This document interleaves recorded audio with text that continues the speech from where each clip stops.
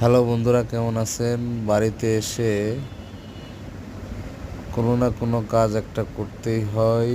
এখন কাঁচা কাঁঠালের তরকারি খাবে, তাই গাছ থেকে কাঁচা কাঁঠালগুলো কাটা হচ্ছে। দেখুন, আরও গাছ আছে, ওগুলা পাকলে খাওয়া হবে। এখান থেকে কয়েকটা পারবো। আরও উপরে কাঁঠাল আছে তরকারি খাওয়ার জন্য। কাঁঠালের তরকারি অনেক সুস্বাদু এবং মজাদার একটা সবজি। কাঁচা কাঁঠাল হয় এখানে, দেখুন পারা হচ্ছে।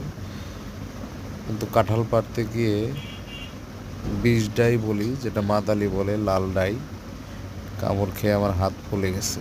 একটা আঙুল তো নড়াতেই পারছি না, এত বিষ।